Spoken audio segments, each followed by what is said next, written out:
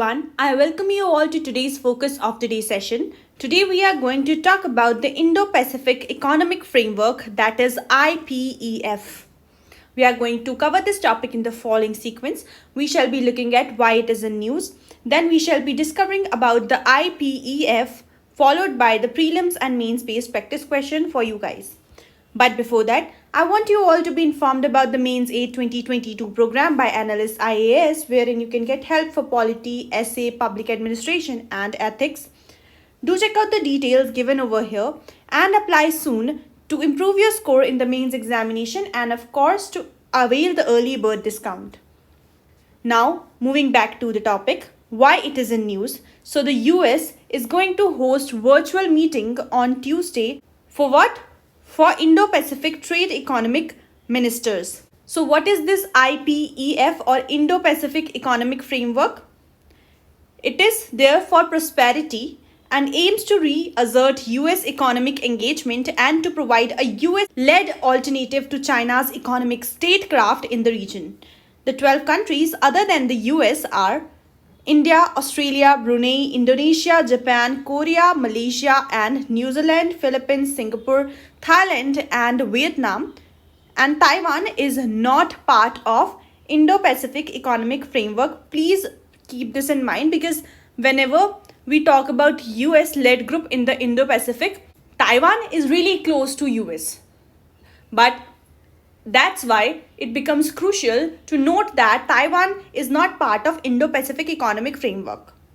That is led by US. This is an initiative that's been created and crafted by US.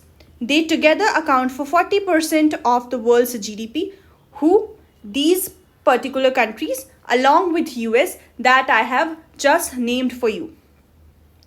US officials have emphasized that IPEF is not a free trade agreement but one that will offer flexibility. So these are the 12 countries, that is a dozen of countries as you call it, 12 is dozen, right? Which are going to join the US-led economic initiative, that is IPEF. I have already told you the names and this is the mapping. Please make sure you identify each of them for yourself even on the map. The negotiations will be along four main pillars, that is trade, supply chain resiliency, clean energy and decarbonization, tax and anti-corruption. So these are going to be the four pillars of discussion in this particular conference. Please remember, it's going to be hosted virtually by US. Now, significance of IPEF, countering China, since China is not a member of the group, economic cooperation and integration. India may try to get trade deals which it lost out on while opting out of the RCEP. Opportunity for India, it will bolster the case for Indo-Pacific goals of solidarity and maintaining rule of law. What aspects to the IPEF need further scrutiny? Dependence on China. The major ASEAN economies may continue to maintain close economic ties with China while simultaneously establishing ties with the US as they have done in the past. Centrality of SEA. The major ASEAN economies may be averse to the IPEF because it can dilute the centrality in the Southeast Asia, may become a non-starter.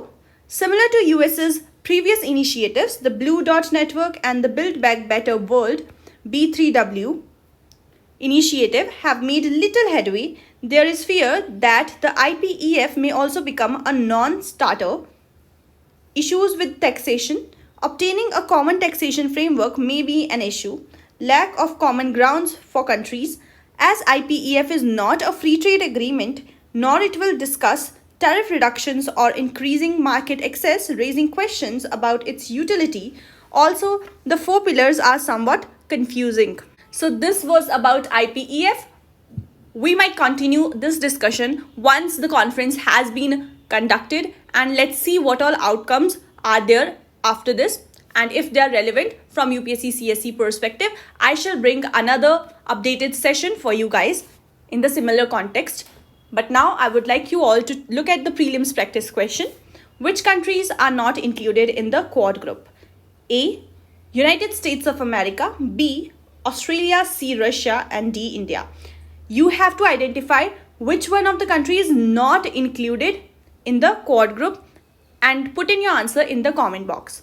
Your mains practice question for today is the formation of the Indo-Pacific Economic Framework for prosperity. IPEF holds good potential for India with respect to economic growth and integration, but India must be careful of the pitfalls it may pose in the future. Analyze. You need to answer this particular question in 250 words and send in your answers to us on WhatsApp to get them reviewed. This is it for today. I shall see you again tomorrow. Till then, take care, stay tuned. Thank you so much for joining in.